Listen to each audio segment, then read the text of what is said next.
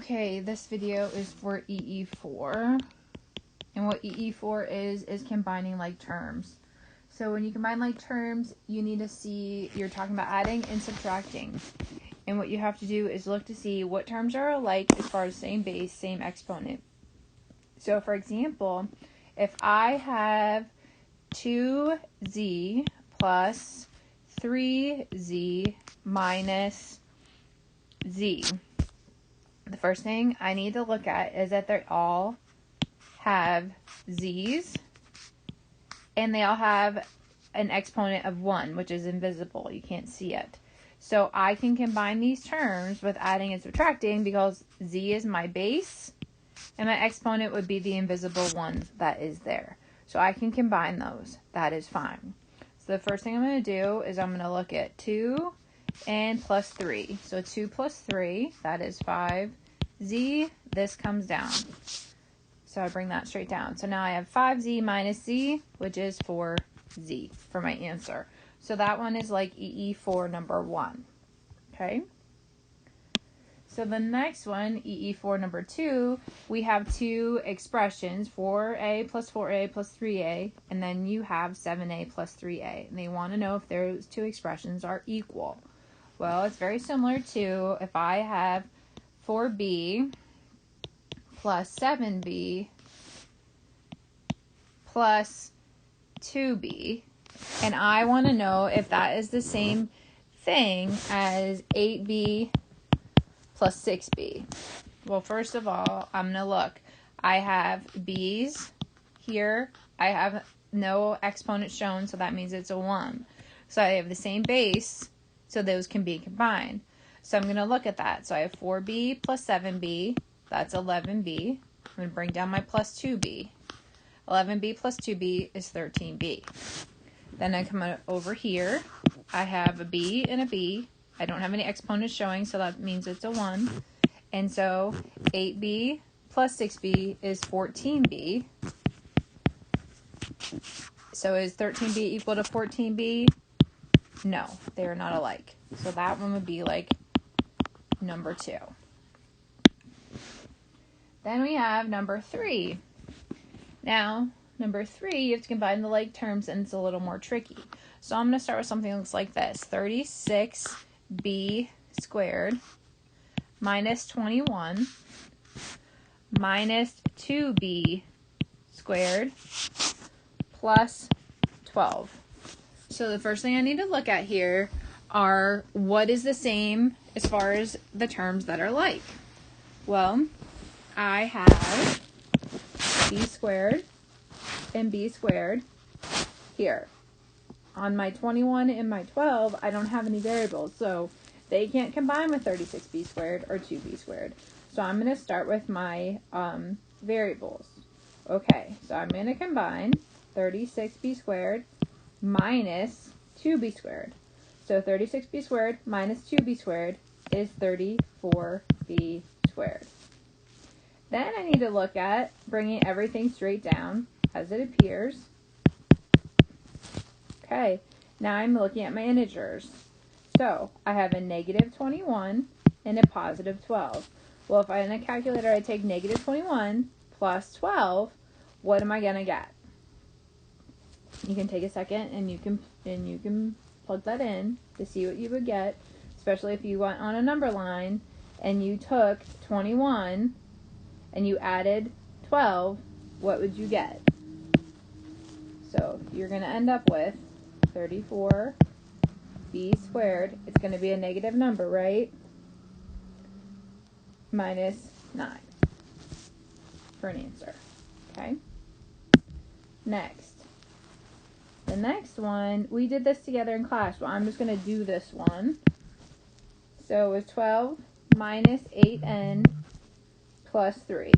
Now this negative sign touching parentheses means that you're going to reverse all the signs within the parentheses. So I'm going to keep my 12. So this positive 8n becomes a negative 8n, and this plus 3 becomes a minus 3. Now I'm just going to combine my 12 and my minus 3, and I'm going to end up with 9 minus 8n for my answer.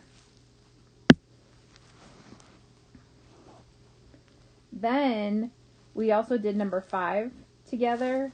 So number 5 looked like this. We had 9W times 3W. And then we had times 3W outside. Now, when you first look at this, you might think this is distributive property. But it's not, because you have a multiplication symbol here. Since you have a multiplication symbol there, it's actually associative property. So it wouldn't matter if my parentheses were where they are here, the way they are, or if they were here, it wouldn't matter what order I multiply in. I'm still going to get the same answer. Now, what does matter is that invisible exponent that I told you was there on those variables. Whenever we multiply exponents on variables, we have to add them. So when I have 9 times 3, I'm going to get 27, and I keep my W, but I have to add 1 and 1 and get 2. Then this is going to come down. So now I'm at 27 times 3, 27W squared times 3W. And remember, there's still 1 here. It's invisible, but you can see it now. That's just one of those math rules we talked about. And then 27 times 3 is 81. And then 2 plus 1 is 3 for a final answer of 81W cubed. So that's what you should have when you turn this in. And then the other part of part 5 showed you 2W plus 2W times 4W squared. Now this is distributive property because you have an addition sign in the middle here. So you would take your 4W and multiply it by this 2, and your 4W squared and multiply it by this 2W. Okay, and remember, when you multiply, you have to add exponents.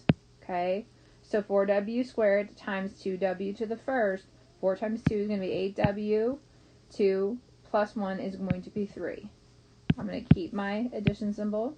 Same thing, 4 times 2 is 8, and then 2 plus 1 is 3. Now, we have 8W cubed plus 8W cubed. When we're adding exponents, we just add. We don't add the exponents together. It's like when you combine like terms. You have the same base, same exponent. So it's just going to be 16W cubed. Okay? Okay, number 6. It gives you 2 expressions. And then it wants you to look at them and tell if they're equal. And I think you should be able to do that one on your own. So the first one's pretty easy, of y plus y, and they want to know if that's equal to 3y for part A. And then part B, it gives you 2y squared plus 3, and then you need to use distributive property to simplify that other expression and see if it's equal. So I'm going to skip number 6. And then number 7, I'll do an example like number 7. So this is number 7. If I give you 5D plus 7D plus 3B minus 2B. We need to combine like terms here. So I'm going to look at my D's first. Okay. So 5D plus 7D, that's going to be 12D. Everything else I'm going to bring down just like it is to do it in steps. Now, if the D's are simplified, so I need to look at the B's. 3B minus 2B is just going to be B, so I'm going to keep my 12D plus B, and that's my answer. So your number 7 is very similar to that. And then number 8, they give you 2 expressions. They want you to substitute any non-zero number. So they mean any number other than 0 for x to tell if the 2 expressions are equal. So I'm going to give one similar to that. So I'm going to say 8 times 2 plus 2x. And then I'm going to say 14 plus x. Well, what I'm going to do is I'm going to say x is equal to 2. Okay? So I'm going to say 8 times 2 plus 2 times 2. And then 14 plus 2. Well, the first thing I'm going to do is simplify 2 times 2 and say that's 4 plus 2. And that's still in parentheses. Okay? And then I'm going to distribute. 8 times 2 is 16. 8 times 4 is 32. 32 plus 16, that's going to be 8. 48, so my answer here is 48. And then 14 plus 2 is 16. So are these two expressions equivalent? Your answer would be no. Okay, number 9, all you're doing is combining like terms for that one. And number 10 is the same thing, and they're both pretty simple, so I'm going to stop there. If you need help with anything else, you really should attend the Google Meets on Wednesday and Thursday at 11 a.m. A link will be posted in Google Classroom. All you do is click it, and it'll take you right into a video chat with me.